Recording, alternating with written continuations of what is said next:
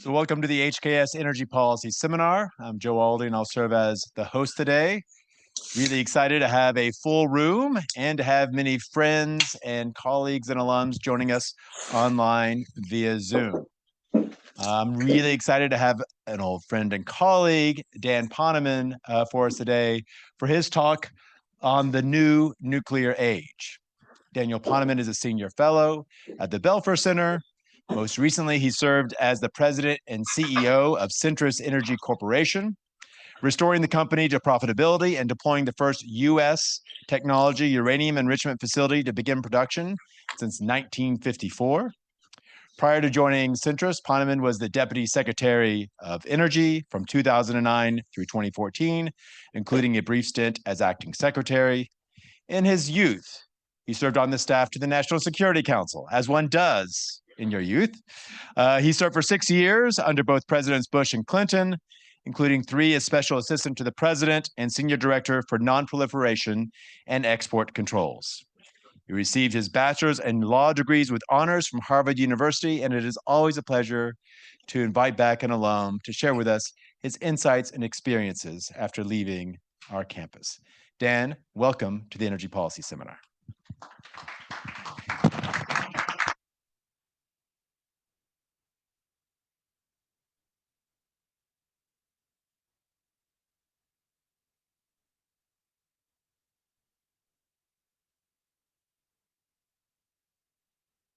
Thank you, Joe. That worked. It is always great to be back. And as I'm staring at this slide here, April 14th, 2025, I actually started at what was then the Program for Science and International Affairs in 1975. So this is my 50th anniversary. And I can tell you not where I was on April 14th, but on the 18th of April of 75, I went to Lexington and Concord, and the first president I laid eyes on was Gerald Ford, who went to the Rood Bridge. Were you there? And there was a performance, and Arlo Guthrie performed, right? And Tom Watts, I think. And everyone was trying to recreate Woodstock, which was only a few years prior to that, and hold hands with your brothers. So anyway, to come back 50 years later, and I was started as a $5 an hour work-study student at the PSIA. So it's been great, and it's always great to be back. The one footnote I would drop to Joe's overly generous introduction is, I'll just start with a question. How many people here have heard of Centrus Energy Corp? You don't count, you know me. Okay. How many don't know? Yeah, I thought so. Okay. So full disclosure, when I was offered the possibility for the job, I had not heard of it either, right? And when I was told it was the U.S. Enrichment Corporation, I said, no way, because I knew something about the background. And the fact of the matter is the first name of Centrus Energy Corp was the Manhattan Project, because the Manhattan Project was the U.S. enrichment enterprise going back to Oppenheimer in Oak Ridge, Tennessee. And after the end of the war, the Manhattan Project became the Atomic Energy Commission, which eventually became the Department of Energy. And the United States, in an equal opportunity mistake between the Bush 41 and Clinton administrations, became the only country in the world to privatize the bomb-making technology known as uranium enrichment. And after Fukushima, the company went bankrupt, and therefore there was a job opening at the top.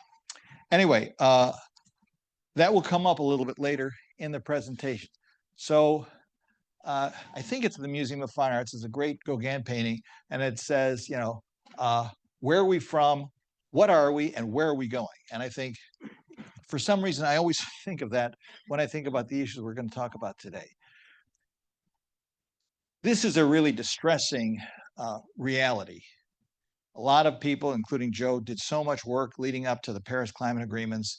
And the target was 2, or ideally lower than 2, ideally towards 1.5 degrees. And then all of us read with great distress the IPCC report on 1.5 degrees. And we see even at 1.5 degrees, the effects are terrible. But at 2 degrees, they're almost incomprehensibly bad. But we are We've already blown past 1.5 degrees last year officially. And now, depending on the scenarios, and Joe's the one who's got the economic chops on this, but if you look at where we are going under current policies, people who are conversant in this are telling me we're at 3 degrees or higher. And there are probabilities associated with each of these curves. If you then, all these descending curves reflect commitments countries have made and the degree to which they are going to fulfill these commitments. And so you see, it will take quite an aggressive set of steps to get down to the 1.5 degree aspirational goal, which is still something that will have terrible consequences. This shows you some of the spread of probability. So you see, if you just continued current policies, you're up at potentially, 4.5 degrees. And I think the effects on the ecosphere of something of that dimension are truly horrific to contemplate. As a former scuba diver, this is the one that shattered me in the 1.5 degree report. This is happening all over the world. There are parts of the Great Barrier Reef equivalent in dimension, like from Massachusetts to Delaware, that now look like that. And according to the IPCC report, you lose well over 90% even if you hit 2 degrees centigrade. And it's not clear to me, with all the efforts that are underway to find new forms of coral, I just don't know if you can support something of a dimension would have to be done to repair that damage. And apart from the sort of biodiversity losses and the terrible losses to what makes the planet worth living in terms of the beauty of the place, you are collapsing a whole ecosystem with, I think, perhaps 1 billion people livelihoods put at risk just by this one metric alone. So what's the task before us? Well, let's see if this works.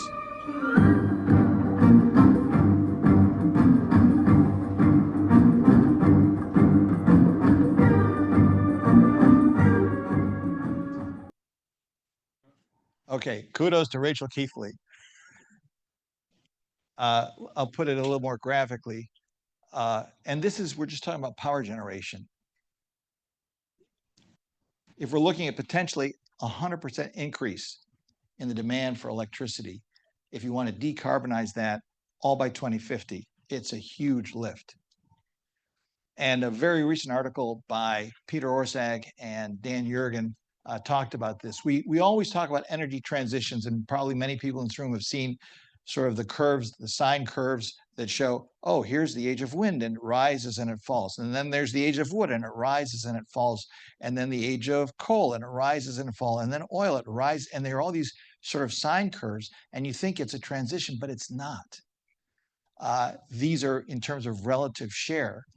But in reality, it's more. More wind, more wood, more oil, more coal, more natural gas. There is only one form of primary energy that I'm aware of that has actually gone down in absolute terms in the last 100 years.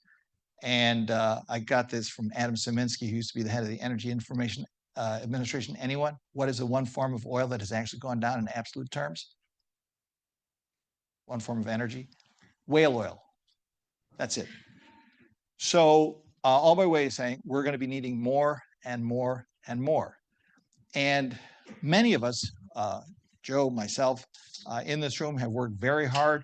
We got like $30 billion out the door on a 3-month deadline before the Recovery Act expired in September 2011. We put in place something that never existed before, which is grid scale solar PV in this country, the biggest wind farm in the country. Tesla got started with this program. And so it's not just the United States. Global investments have been about $5 trillion over the last 10 years. Huge uptick in deployment of wind and solar. And let's see how we've moved the needle in the last 10 years. So this is what we call reality therapy. For all of the, and there are true curves that show huge increases, but from a tiny base for wind and solar, and we're still primarily dependent, and will be for a long time, on fossil resources, which is, for me, one reason why carbon capture remains a very important technology to pursue and so forth. But I think we just have to be honest with ourselves intellectually to where we're going. And that's what brings me really to nuclear, which is you can go to the Intergovernmental Panel on Climate Change, you can go to the International Energy Agency, and all of the experts will agree that in order to get to 1.5 degrees, which I think aspirationally is still a good direction to go, you're going to just need a lot more nuclear. And that is why you have now seen, for example, in COP28 and COP29, now over 30 governments overall that have committed to triple the installed base of nuclear power by 2050. And that is no mean feat, as anyone would tell you. I think while aspirational, if we really put our minds to it, I think it is possible. And one of the reasons why it might become possible is that there have been secular changes in the industry. And I'll just for a moment talk about the United States.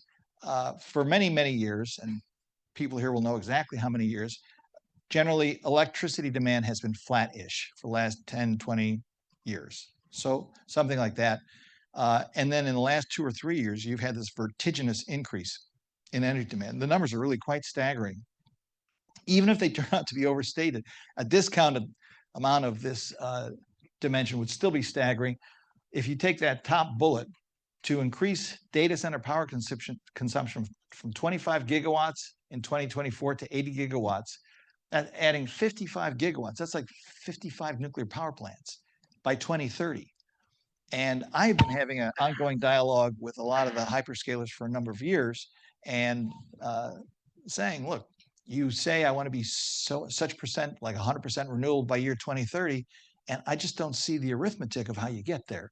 And that was before they had these incredible numbers. And so now you do see, and we'll talk a bit more about it, a lot of interest in the hyperscaler community in nuclear. So for example, Microsoft has paid Constellation to reopen 3 Mile Island, which has a lot of history to it, and basically buy all the power out of that. You've got Amazon Web Services that's investing in X Energy and working with Energy Northwest. You've got Google investing in Cairo. So it's now starting to happen. So 2 things have happened, which are really drivers on this. Number one, you have this huge, massive increase in electricity demand, but also because there is a track record in terms of the cost of nuclear, you finally have companies that have a means to maybe address this. And what I'm talking about, I'm not sure where this shows up in the slides. This is still talking about the demand. Basically, after 3 Mile Island, the United States stopped building nuclear power plants for 30 years. What happens when you stop doing anything for 30 years is your supply chain collapses, and so does your talent pool. So surprise, surprise, when they started to build these 2 new reactors in Georgia called Vogtle 3 and 4, it was slow, it was over budget, there were regulatory challenges, mistakes were made, as they like to say, and so it ended up costing like $35 billion. And I haven't looked lately, but the market cap of Southern Company, which owned them, it's got to be, I don't know, 40, 50 billion. It's in the tens of billions. So what CEO and what CFO, for all of you, joint degree people with MBAs ahead of you, are going to go to what board and get what approval for a $35 billion project that's 2/3 of your balance sheet with a 10 to 15-year timeline and a lot of risk, versus at the time, 18 months for a gas plant at like $800 per kilowatt installed. So it's not really feasible under those circumstances to contemplate significant investments. However, if you took all of the market caps of all the investor-owned utilities in the United States and added them up, it comes up to about 1 trillion, which is about the floor of the market caps of the hyperscalers. So now with the hyperscalers entering the scene, you have 2 things that we didn't have. One is, and they didn't create this part, but they're a large part of the driver, huge demand for electricity going skyward, and now huge balance sheets, and they're better able to manage the kind of risk that might be entailed in new build. And this is why nuclear is attractive. Now, it's a fact, even though these hyperscalers had a lot of ESG goals, and I don't know, candidly, the current status of these ESG goals under the new political situation, but they were very committed to them. but they have had perforce to go back to buying a lot of gas plants, which is why now gas plants are more like $2,400 per installed kilowatt. And it's not because all of their commodity prices went up, although that's some of it. It's because it's a choked up demand curve, and you now have to wait at least 3 years now to get a gas plant. And they are looking at very serious requirements for their data centers in the next 5 years. So you're talking about delay of closing coal plants. And then you do have a lot of interest in wind and solar, but wind and solar are still, as they always have been and always will be, intermittent and are dependent in many cases on long distance transmission and on backup dispatchable firm power. So that's not a panacea. So that's why it's almost inevitable that they're going to be looking very hard at nuclear, and not just small nuclear. It became sort of post Fukushima and post Vogtle. The flavor du jour turned towards small modular reactors, which do have a lot of appeal to them. But there's also, with the advanced reactors, and we'll talk a little bit later about this, there's a lot more risk and uncertainty. And if you have an opportunity to take an existing plant that maybe just shut down recently, you can restart. It's cheaper, easier, less risk, and hence the interest in the reopening of 3 Mile Island. And this just says the grim reality. It's actually worse than this. We were up to, I think, 112 reactors at one point. And even when I was deputy secretary, I think we still had 104.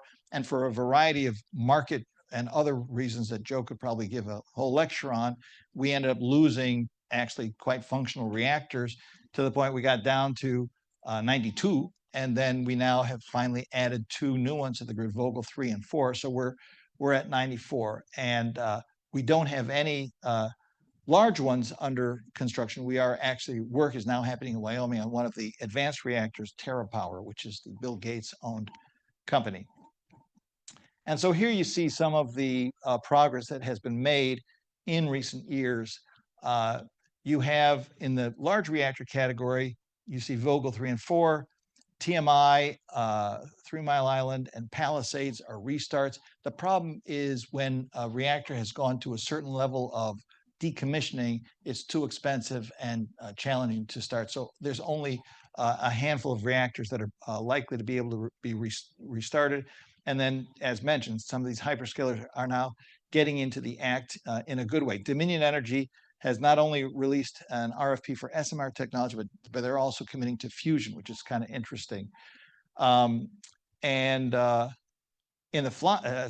nuclear fuel supply chain area, this is actually a very encouraging story in a way, because, and we'll come to the sort of genesis of this a little later, but the Congress, through 2 sets of legislation, ended up dedicating $3.4 billion to uranium enrichment, which is a critical fuel supply element that's been missing in the US market until that first little plant that we started. I was very happy about that last October 2023.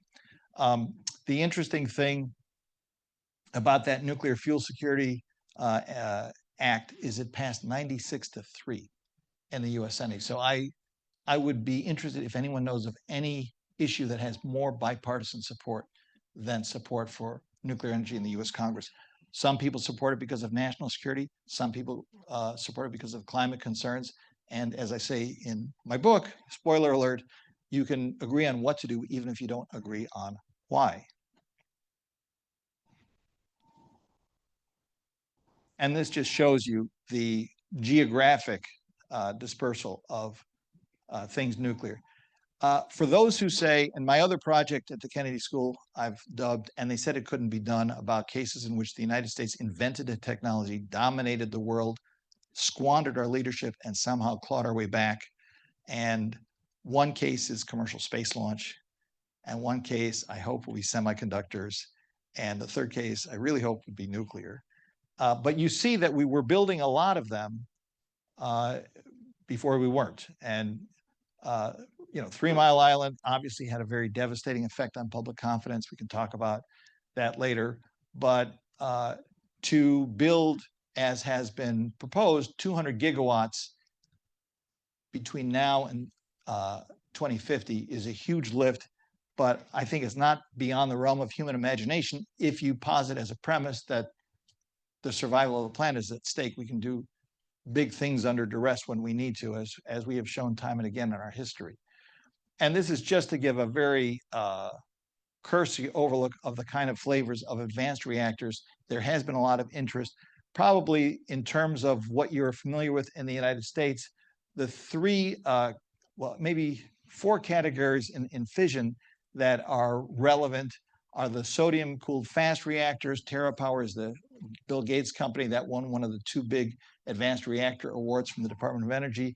The other advanced reactor award went to a company called X Energy, which makes gas-cooled fast reactors. These smaller reactors have intrinsic benefits that are not always available for larger reactors. So for example, a gas-cooled reactor has very high outlet temperatures, maybe 800 degrees C, hot enough that you can support industrial processes beyond electricity generation. And therefore, that's why Dow Chemical is interested in doing a deal with X Energy. If they want to decarbonize industrial processes, they can do it by using high temperature steam out of a gas-cooled reactor. The Bill Gates sodium reactor, which is known as natrium, nuclear reactors, because they're so expensive and capital intensive, when you get them running, you want to run them 724. So what do you do when there's not electricity demand, if it's nighttime or whatever? The natrium plan is to then heat up molten salt when they're not needing electrons for their customers on the grid, and then that molten salt becomes a de facto battery to support solar use. So there's an integrated win-win situation in which renewables and nuclear can reinforce one another. And the other one I'll just mention is microreactors. There's a lot, I don't know why they picked this. I didn't invent this slide, but I would not have picked Project Iceworm. But anyway, microreactors have a lot of interest in terms of microgrids. And so DoD is very interested in microreactors, both in terms of making sure that if we have a military base that has to have 724 power and you don't want it vulnerable to adversarial cyber attacks, for example, or if you're trying to defend an island like Taiwan and you want to make sure all of your bases in the Western Pacific are not dependent on diesel that could be cut off by Chinese naval interdiction. There are military and national security dimensions that I think the microreactors can easily meet. There's also interest, for example, in microreactors in Canada. Up in Alberta, the oil sands, they're filthy enough to begin with, and they use diesel to pump out that fuel. And there's actually interest in using micronuclear reactors to at least marginally reduce the carbon footprint from developing those oil sands. So you can't talk about nuclear without talking about risk and without talking about the concerns that public, quite understandably has. And we could talk in Q&A about it as much as you want, but if you measure things overall in terms of deaths per terawatt hours, you'll see on this slide that nuclear is way, way down with wind and solar. And obviously it's coal and the fossil fuels that are contributing so many deaths around the world, which is why I think it was actually very tragic what happened in Germany, because a lot more Germans have perished because of the filthy lignite that they lit up when they shut down their nuclear power plants than ever perished from all of the nuclear accidents ever. Waste is always an issue. I think it's always important, and this is a little out of date now. I think it's probably 40 feet or so. The waste, nuclear waste that's been generated since the dawn of time in the United States we have still, China will pass it, we still have the largest fleet of nuclear reactors. It used to be, when I was working, 70,000 tons. Now I think it's 90,000 tons. But it basically would fill one football field, basically 10 meters deep. And so in terms of, is it an issue? Of course it's an issue, but it's not an issue that is without reasonable dimensions and reasonable solutions, which I'm happy to talk about in the discussion thing. Something that's not often talked about is land use. And if we're going to need all this energy, and what I'm about to say really is informed by people my own concern about biodiversity, the land use issue is a huge factor. So one uranium fuel pellet is equivalent of 1 ton of coal and like 1,700 cubic feet of gas, 170 either gallons or barrels of oil. So if you built a conventional like 1,000 megawatt plant in New York, you need Central Park for land use. If you build one of these small advanced ones, you can do that at a fraction of that footprint. Now, if you want to put 1,000 megawatt solar plant in New York, you're going to have to use Brooklyn, all of it. And if you want 1,000 megawatts of wind, all 5 boroughs. This is not a good solution for Guam, not to put too fine a point on it. And if you care about biodiversity, I spent a lot of time in Africa. I don't want to see Africa covered by all that.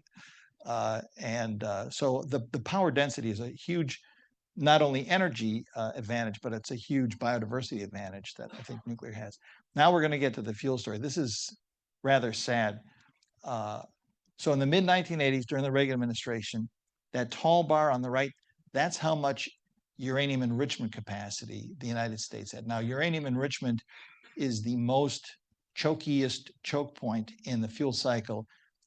And it's very important, not only because without uranium enrichment, you can't create the fuel that now basically 400 reactors rely upon around the world, but it also can be used, that technology can be used to build nuclear weapons. And so it's a very sensitive technology.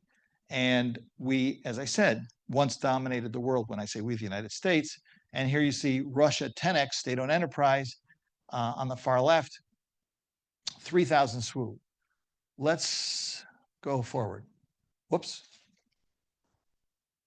What a coincidence. Russia has 27 million SWU now, and we're a goose egg down there, right? We have 0. Now, to be honest here, there's a cross-hatched thing here, the 4700. That is a plant in the United States, in New Mexico, but it is owned by a European state-owned consortium. And therefore, while it is in the United States, its owners are in Europe.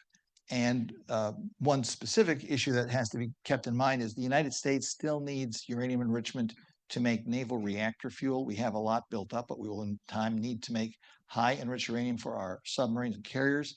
And we also need it on a continuing basis, because if we're going to sustain our nuclear deterrent, you need to have tritium, and you need to have US origin enriched uranium to make tritium. So that 4700 cannot help US national security. These are all, by the way, all these bars, Russia, UK, France, China, UK, Netherlands, Germany, they're all state-owned enterprises. The only private enrichment company in the world is the one that I led until about a year and a half ago. So it's been challenging to get the US back into the market. Here's another way of looking at the same story. And you see domestic uranium has also had a vertiginous drop.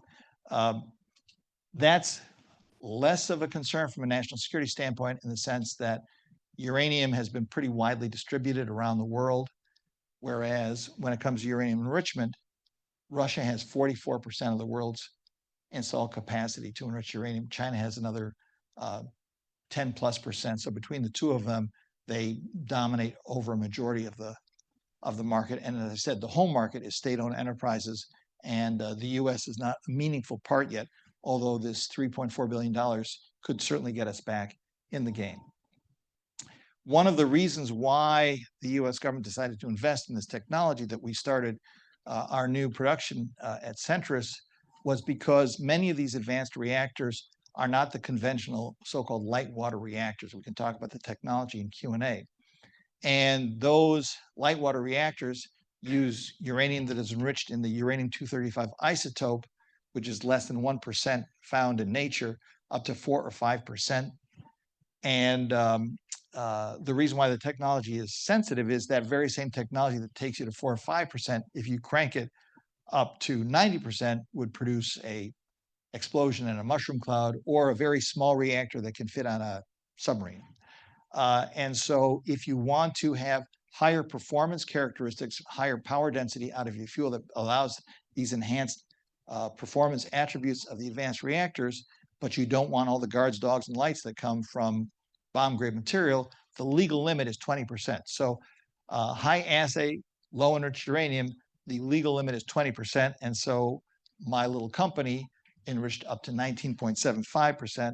One way to think about it is Low enriched uranium is kind of like beer. High enriched uranium is like grain alcohol and like a vintage port.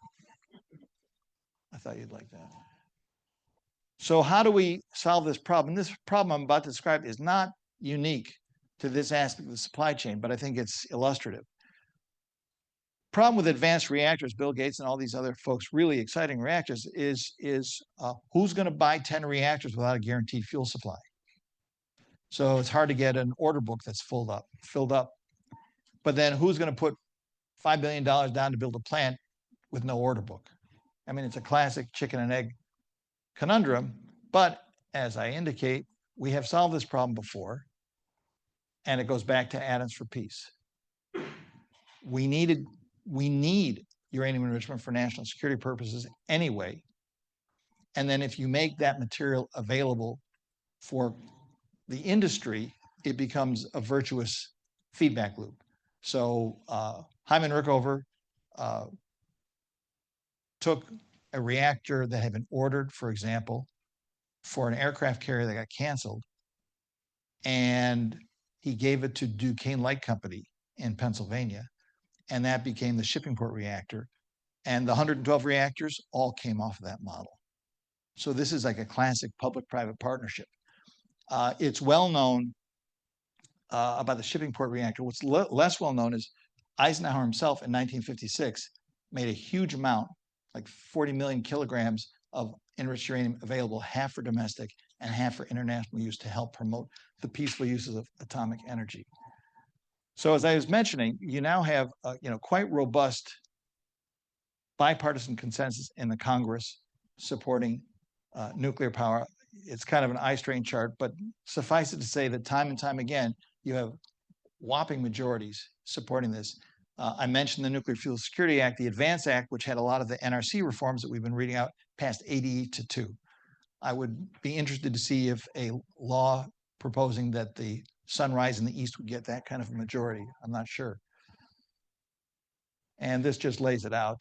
In the interest of time, I will not dwell on this. We have to be honest about the challenges, right? We have had a lot of regulatory issues. There's been a lot of law passed to improve those regulatory issues.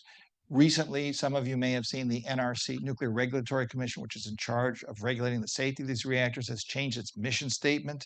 There's been a whole controversy over whether the origins of the NRC, which were born out of the Atomic Energy Reorganization Act of 1974, which said we have to split promoting nuclear energy, keep that in what became the Department of Energy, and have the safety regulation somewhere else in the Nuclear Regulatory Commission. There are people who think that biased the NRC to just say no, and they said you should have thought of a model more like the FAA or the FTC in terms of organizations that had both regulatory and beneficial uses in mind for the items that they were regulating. On the high cost and barriers to entry, this is a real huge problem, and there is no easy answer to this. And this is where public subsidies are not the answer. The industry, and I think this just requires doing it over and over again, has got to get better. We've got to get better in terms of the workforce, the supply chain, and there's no getting around it. Long-term rates do not reward value. This is why there have been challenges facing nuclear for a long time. There have been efforts to redress that for a long time. Electricity markets, and Joe could lecture, probably has lectured on this, have not rewarded the carbon-free aspects, have not rewarded the resilience that nuclear has had. There have been efforts to repair this through the wider application of the production tax credit and so forth. Obviously, the easiest, cleanest way would be a simple price on carbon, but we all know the challenges that faces. And then we're going to come to a moment, and the finance issue is an important one, and why I think the federal government still has an important role to play. The loan guarantee program, which provides the cheapest debt available. These are very capital intensive projects. They take a long time, unfortunately, and therefore the carrying costs during construction are quite significant. And so anything you can do to alleviate the financial burden is helpful to the long-term economics of it. And then finally, momentum is intertwined with global demand. So I'm going to put a pin in that because we're going to come back to that as we pivot to the proliferation question. I actually started my whole career here, and for the first many, many years working on the nuclear non-proliferation side. And my interest in nuclear energy was to the extent that people might be pursuing nuclear energy programs in other parts of the world as a smokescreen for a weapons program. That was what my first book was about. So let's look at that. We had a theory, it goes back to December 8, 1953. And the idea was basically embedded in Atoms for Peace, which said, if we make the benefits of the peaceful use of the atom available, we will be in a position to basically set the rules of the game. So under Eisenhower's leadership, he called for this in December 1953. The International Atomic Energy Agency was established in 1957. The whole global system of international safeguards you're all familiar with was set up. And then that was all codified and strengthened through the negotiation of the Nuclear Non-Proliferation Treaty, which entered into force in 1970. And this was all reinforced by the fact that the United States was the dominant commercial player, both in terms of reactors and fuel in the world. And sadly, basically over time, for reasons we can discuss in Q&A, we lost that leadership. But with this next generation of demand for nuclear, it's possible that we can recover that leadership. Here's another Harvard guy. In the 1970s, or the President of the United States having to face a world in which 15 or 20 or 25 nations may have these weapons. I regard that as the greatest possible danger and hazard. That was May 1963. So what has happened since then? Who are the suppliers out there, and who's buying from whom?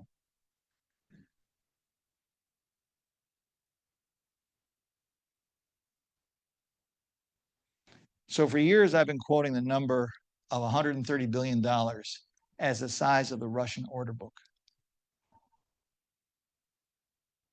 After the Westinghouse finished building those two reactors, each in Sanmen and Haiyang, 4 reactors, the US order book was 0. Now, through sort of the resurgence, there's a shot US could get back into Poland and Bulgaria. Somebody recently asked the question, well, now with everything that's happened since the Ukraine invasion, what's the Russian order book now? Well, they recently put out numbers. They're now at $200 billion. And as another Cambridge denizen, Ernie Moniz, says, no exports, no influence. So this is not a good story if you're interested in the United States having leadership when it comes to the rules of the game in terms of either safety, security, or non-proliferation. And as the heading says, this is a 100-year relationship that you're getting into. Other governments treat this as a major national security imperative, and you have presidents deeply involved in this. And has not been the MO in the United States. And we've lost time and time again. This is pretty staggering. China built 37 reactors in the last 10 years. And they will pass the United States as the leading nuclear power in terms of number of nuclear reactors operating by 2030. So if we want to get back in the game, we do have to get back to building. So what's that going to take? When it comes to this international market, which is very important for climate change and it's very important for national security reasons, we can't keep changing our minds about what U.S. policy is. And we can talk about that in Q&A if you want. We do need, and we have, I would submit, the strongest non-proliferation controls out there. But if other suppliers don't insist to an equally high standard, it becomes a competitive disadvantage for us to do that. Other governments make huge investments, and we have the tools, but we have not maximized the use of the tools, such as the Exim Bank and the Development Finance Corporation. And I'll tell you a little story in terms of comprehensive offers. Two stories. One is, I guess I won't say the country, but when I was Deputy Secretary of Energy, I had countries who said, we want to buy American, but we want your company to do a build, own, operate model because they didn't want to have the risk of building, owning, and operating. They wanted the electrons. They were willing to pay. And I went to the major US vendors and they said, like, not my business model. So, that's end of that story. The other one is I was actually in Russia when we were still having conversations. And this person on the other side of the table says, you want to know why Russia is beating America all over the world? And I'm thinking, like, not really, but you're going to tell me anyway, so go ahead. He goes, when the Soviet Union and the US started our programs, we wanted to do everything ourselves. We wanted to, have our own self-sufficient programs. The new countries that want nuclear, they want electrons. They don't care about what we cared about. And I go in there and say, I will mine the uranium.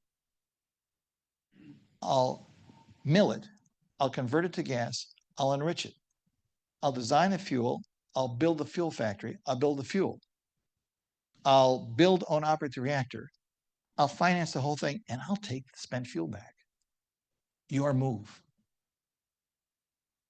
So hence, what happens when that happens? They get $200 billion order book. We got zero. So let's talk a little bit more about nonproliferation. We used to call this countries of concern, but I had to rename the slide in light of recent events. So let's just kind of populate this thing. What has happened? So India and Pakistan both publicly tested, right, in 1998. North Korea, we can discuss this. I'm afraid I was the last one to give up, but that's a tough one to get back. At the end of the Cold War, I wish Steve Miller were here.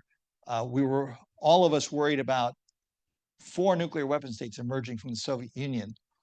And we persuaded Ukraine, Kazakhstan, Belarus to give up their nuclear weapons. And I think everyone knows the rest of that story. And this goes all the way back to the founding of NATO. Security assurances, like the most unsung hero of US nonproliferation policy, in my humble opinion, is the extended deterrent. The fact these countries, all of them, have the technology base and the resource base to build nuclear weapons. But because they have confidence that the United States will defend them through Article 5 of NATO and so forth and other treaty commitments, they have relied on that security assurance as opposed to building their own deterrent. Some countries have undergone their own political transformation, which we leverage to help persuade them to give up their nuclear programs. And then we all know the cases that external pressure produced the desired result. Well, you see who's not moved over yet. So now we got red, we got green. Now we got to create a to be determined category. And if you think about Iran, and if Iran goes nuclear, you have to at least think about Saudi Arabia. And what's going to happen if these things start to go? Well, my worry is that the extended deterrent, which relies on confidence and credibility, will start to erode. I was just in the Munich Security Conference in February, and I can tell you there's a lot of conversation about the credibility of that extended deterrent. And if those folks start to go, well, can you really take anything for granted? We all know, and I'm sorry, Mariana Bujarin is not in town. She could tell us all about Ukraine, whether it's right or wrong, how people think about it, they think about it. And so I think you have to at least be mindful that we are heading potentially into a very risky period. And so we end up where we began. What are we and where are we going? Thanks.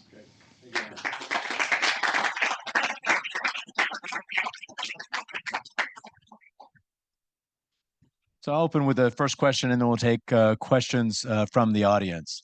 Right before we started, I mentioned, Dan, that the title of your talk is one that could have been given about 20 years ago. There was a lot of talk about the nuclear power renaissance in the US then, something that we worked on to some degree at the beginning of the Obama administration, but some things didn't come to pass, like a price on carbon. Some things did, like innovation driving down natural gas prices, and we didn't really realize that kind of nuclear power renaissance.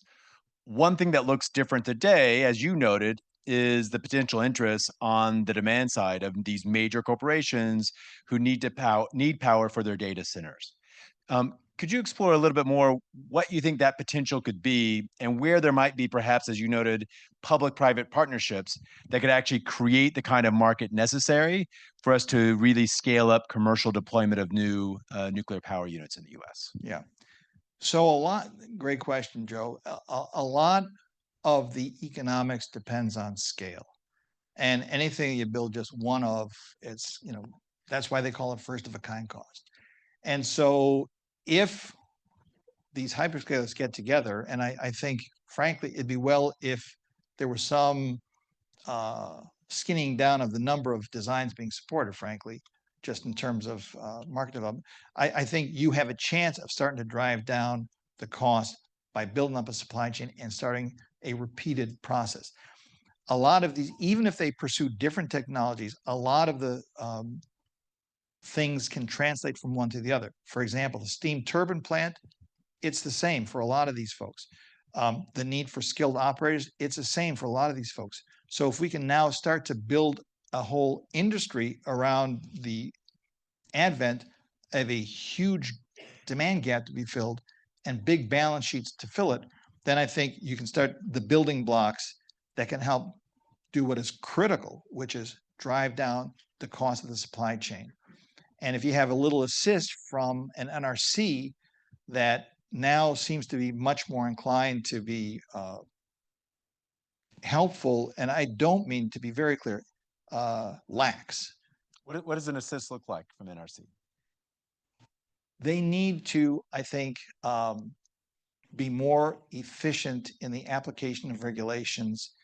I think, like everyone else, they have to use AI, they have to use risk-based analysis, and they have to, I think, understand that their mission is, and the good news about the new mission statement is it says so, they need to be regulating the safety to enable the deployment.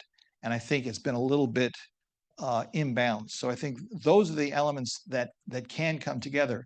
And momentum is a real thing, Joe. And if we get that kind of workforce, I have spent a lot of time talking to organized labor.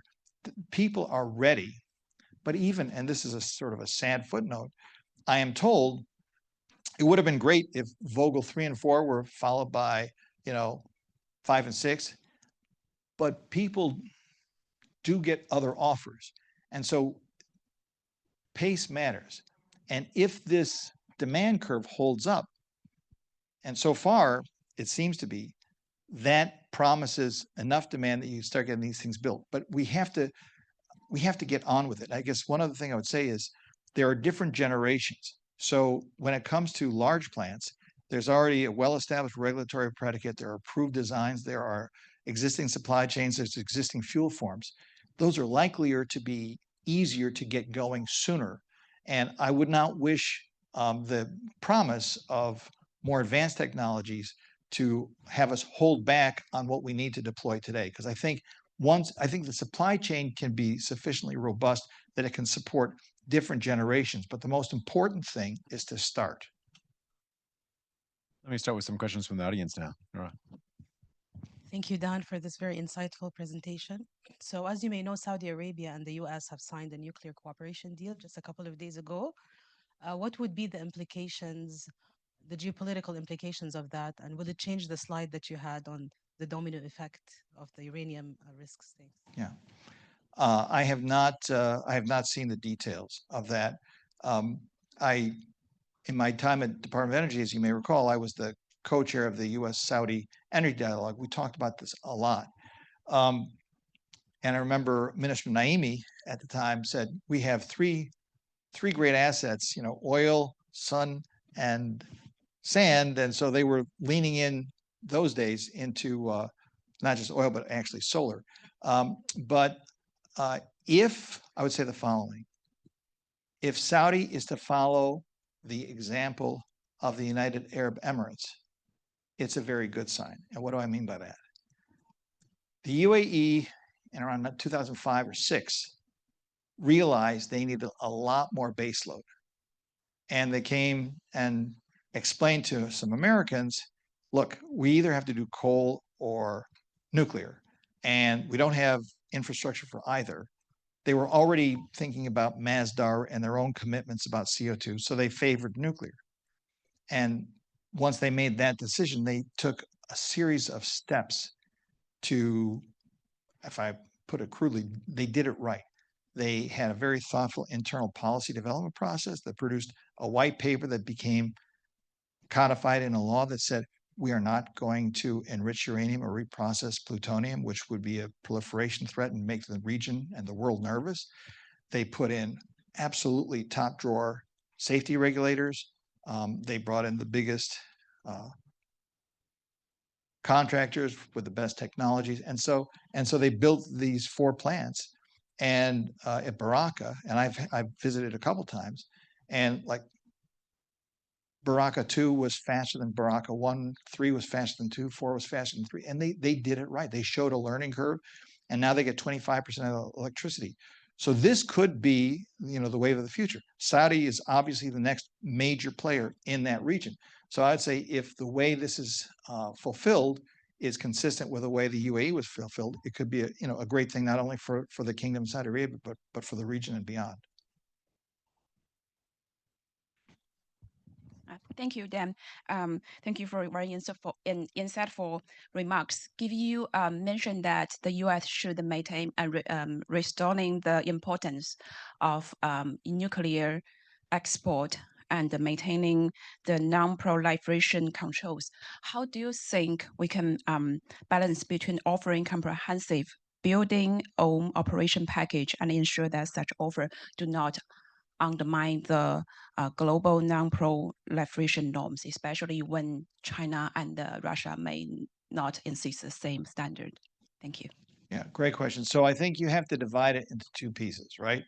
The sensitive part of commercial commerce is typically the fuel cycle, not the actual nuclear power reactor itself. It's the enriched uranium at the front end and potentially the separated plutonium at the back end. So build, own, operate per se does not, I think, create novel challenges in terms of safeguards and that sort of thing. But what it does create in terms of a risk is, as I quoted Ernie Moniz, no export, no influence. So if the United States, for example, has very strong non-proliferation controls and China and Russia don't, but China and Russia win all the deals, our strong controls won't do us very much good. And so I think the import of your question is, I think the United States and partner countries, it's not us alone, but I think the United States and its friends and allies need to work together so that even though there may be certain advantages we cannot overcome in terms of what Russia and China can offer, they have defects that we can overcome. And people still want to work with other countries other than those 2 countries for a variety of national security and other reasons. Just go up and down Central Europe and ask, right?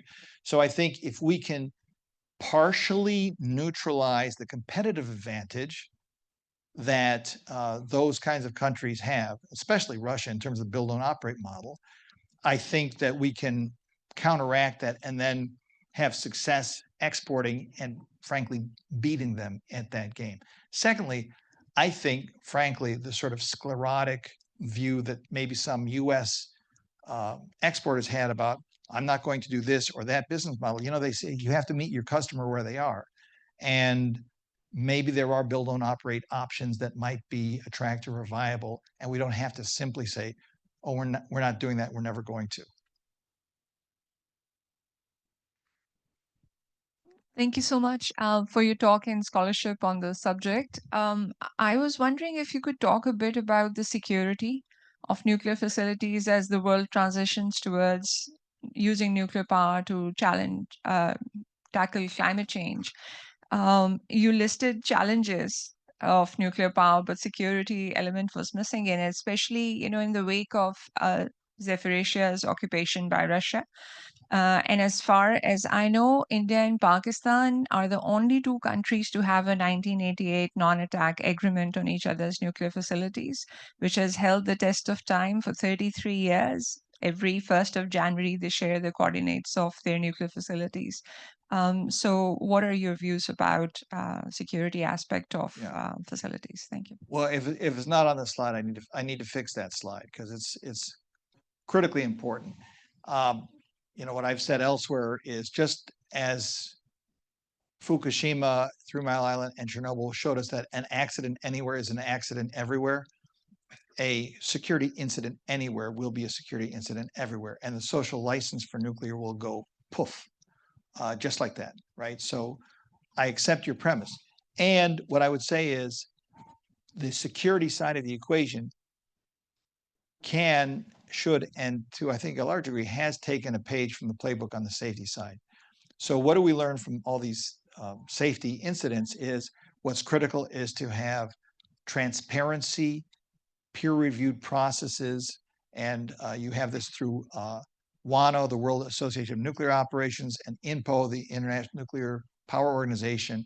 And there's been created, you probably know, in subsequent years, something called WINS, the World Institute on Nuclear Security, that tries to take from that playbook to say, what are the best practices in security? Let's have peer reviews. And I think there's nothing other than vigilance that that is, I should say, nothing other than that's vigilance is required, but then you also have to have modeling of specific threats and what are the most robust designs. And I think you have to think about designing reactors that are less vulnerable. So a lot of these new small reactors can build completely underground and so forth. So I did not mean to shortchange the importance of that. And as you mentioned, one of the things that can happen that's important is to the extent there can be legal restraints. That may be the only bilateral restraint of that character. But of course, there are lots of nuclear weapons free zones. There's a non-proliferation treaty, and we have to be careful custodians of that whole system.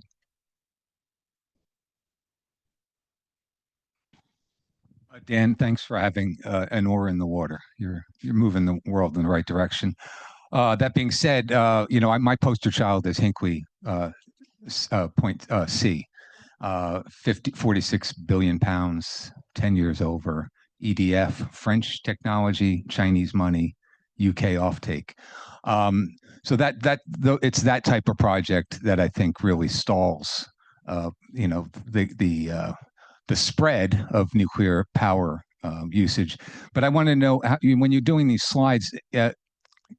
I think there needs to be more transparency also on the more thing. Jean-Baptiste Friot's book, addresses this.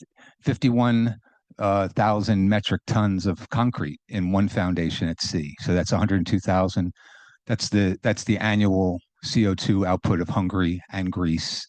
And that's a lot of carbon, and that doesn't get talked about here in the green space. So that was just my comment on that. Yeah, I would just comment that I think in terms of the accounting, and again, Joe probably lectures on this, I think we have to be very careful to have what you might call 360-degree accounting. I can't remember, Joe will know, if you look at like the Three Gorges Dam and you think, oh, that's hydro. But then if you do your calculation, like how long will it take to recover the carbon emitted making the concrete for that? It changes the calculation a lot. So I think we have to be honest about accounting. And I think, again, I'm not the expert on this. Henry Lee is here too. We have to think about building into our systems a way to have honest accounting. I've always found that this simple, skinny metric of levelized cost of electricity is not a good metric because it doesn't count like transmission costs and backup power costs. And so I can only agree with the methodological issue that you raise. Hi, everyone. Good afternoon. My name is Marina. I work at the Belfer Center. My question mostly focuses on the kind of competition between SMRs and light water reactors, more traditional builds. So if we think about the market in the US, as you identified early on in the presentation, there's huge, rapidly vertiginal demand. And imagine that you are, one of the data centers or you're one of the big tech companies, and you see this competition between SMRs that seem like they might solve the problem, but none of them are commercialized yet. And then light water reactors, which are, more traditional. You have Vogtle story in Georgia. My question focuses on what are you seeing on the SMRs and different kinds of companies that make confidence that commercialization or meeting the demand need is on the horizon in the next few years? Why would a company say, yes, we have confidence, we can go and sign with these SMRs, they will meet our needs soon? Just curious what insights you have on the horizon in the next few years. Thank you. Yeah. Well, I think it's, Marina, it's in two pieces. Number one, we truly are in an all of the above moment. I mean, I think anything that is in play as an option has a line of sight. And then I think the challenges are not unique to any individual company. They're the same challenges. The question is, how well can the promoters satisfy the questions? So one whole set of questions has been asked and answered for the legacy, the traditional reactors. As I mentioned, they all have NRC regs in place. There's an existing supply chain. There's an existing fuel form. There's an existing fuel market, et cetera, et cetera. They have decades of operating experience behind them. The others are going to have to retire one by one all of those risks that have earlier been retired in the earlier generation. The finance risk, the construction risk, the operation risk, the regulatory risk, the technical risk, et cetera, et cetera. And I think it's kind of, the pool is open, so to speak. And I sometimes think of this period as a little bit like between 1900 and 1910 for the automobile industry. You had Stanley steamers and a bunch of different designs. I think for the health of the ecosystem that we don't want to have 100 flowers bloom, because when I was at Department of Energy, I used to say, I would rather build 100% of one thing than 10% of 10 things. And I think there's frankly a bit of a tendency, Joe may remember, have his own perceptions. We tend to do that sometimes in government because government isn't good at picking winners and losers and so forth. I think one way to deal with that, and one way we dealt with that in the loan program, was to say, we're going to judge all of these candidates for loan approval. And one of the criteria is who can bring how much equity to the table, because then they've got to prove themselves to very unsentimental investors who are putting their money and skin in the game. And that's a way, if the government is probably genuinely not good at picking winners or losers, to find somebody who's better at it and who will take that risk, so to speak.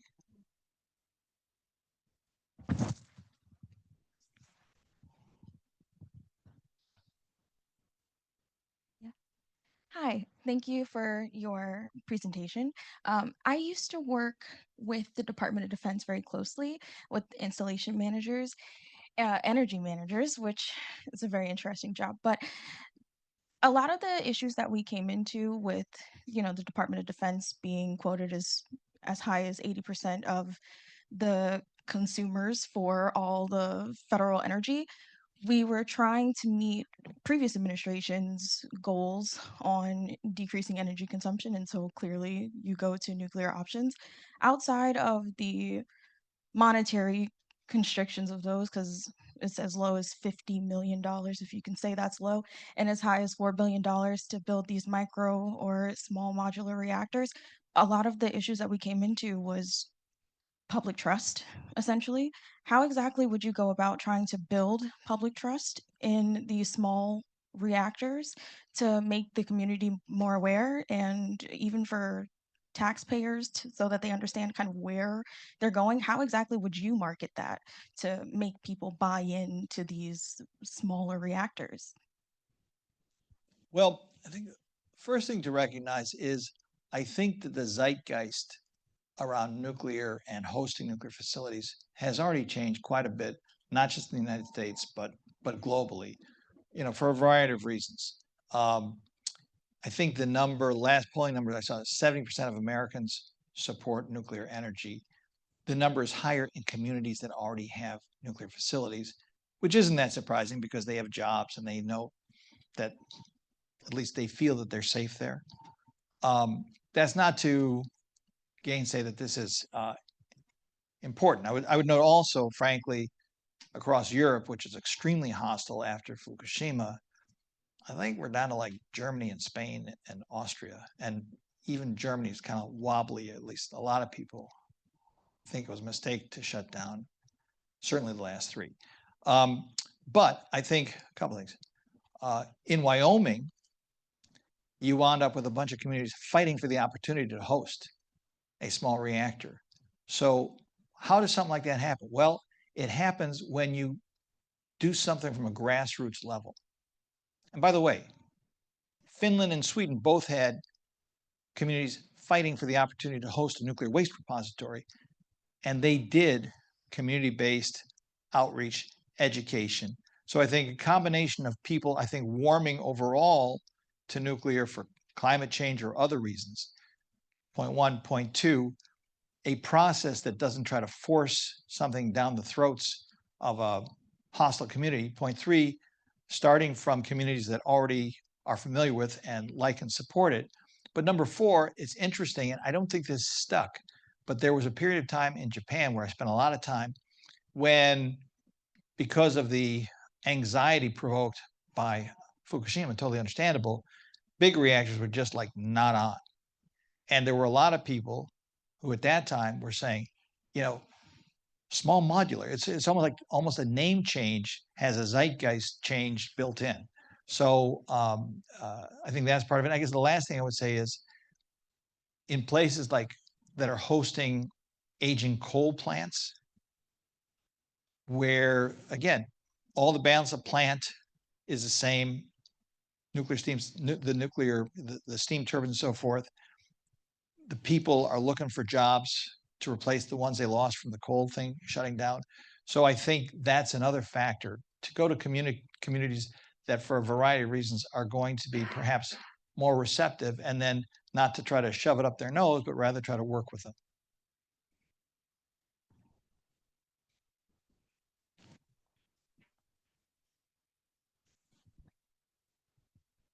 I'd like to go back, and I think you make a really compelling case on most of the issues. The issue that still bothers me is the finance. The fact that you look at the Vogtle plants, and I think they're $11,500 a kilowatt.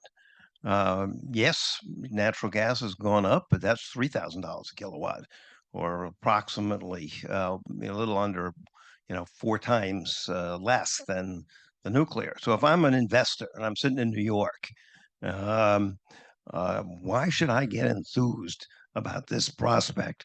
And what MIT keeps telling us is the kilowatt hour from a small reactor is going to cost about the same as from the big reactor. I don't know if that's true or not, but they keep saying it. So make me feel more confident that Wall Street is going to get as excited as you are about this option. Yeah. I'm not sure excited is the vibe I was seeking to convey, but so, and I actually tried to pin this down. I don't have this precisely, but, and I've reached out to the people who would know, Vogtle 4 cost about 30% less than Vogtle 3, right?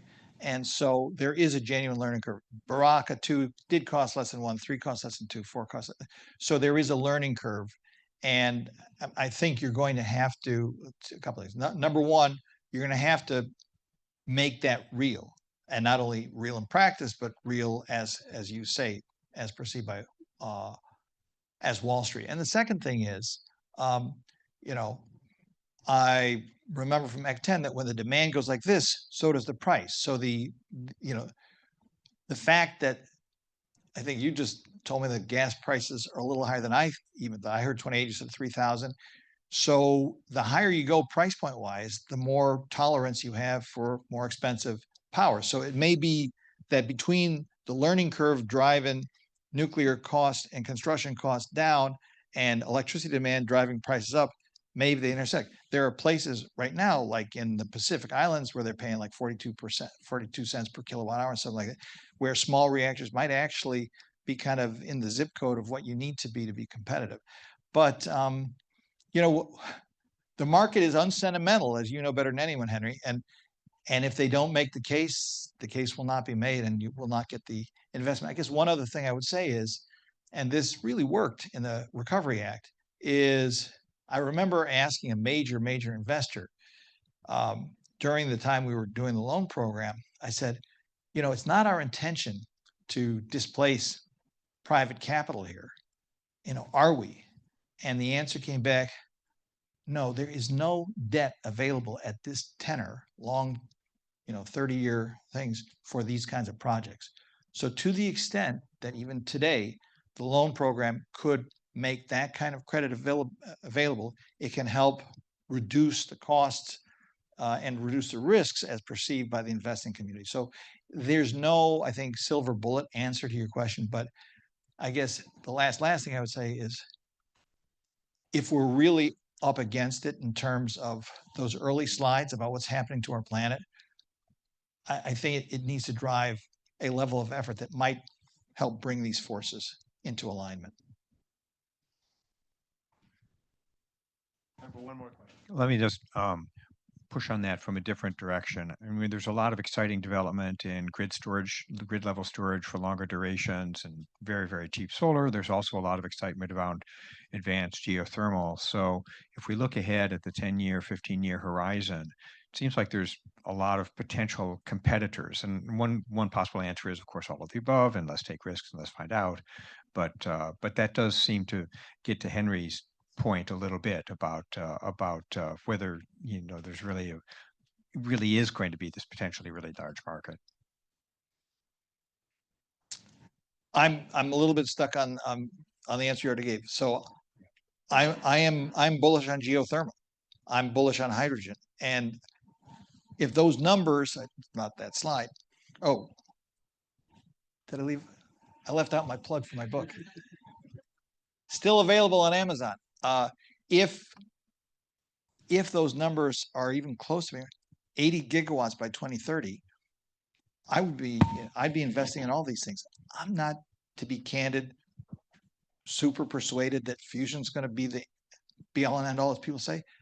But the fact that $7 billion of private capital have gone into it, I don't bemoan the fact. I mean, if we are up against it in climate terms and in energy terms, and if you think in terms of the AI, if we're in a race against China, I want to try whatever I can. And so I don't mean to suggest elbowing out.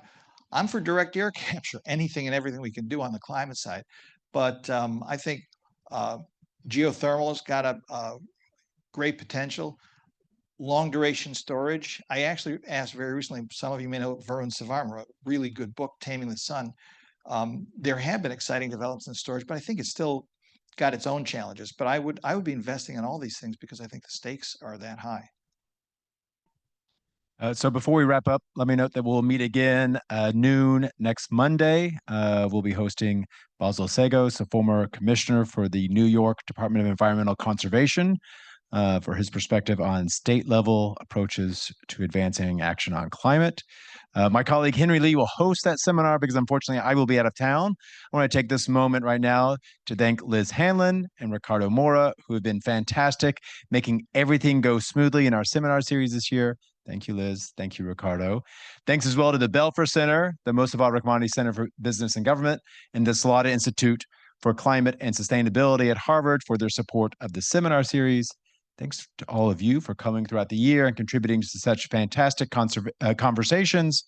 And finally, please join me in thanking Dan Poneman for a fantastic presentation today. Thank you so much, Dan. Thank you. Thank you. Good.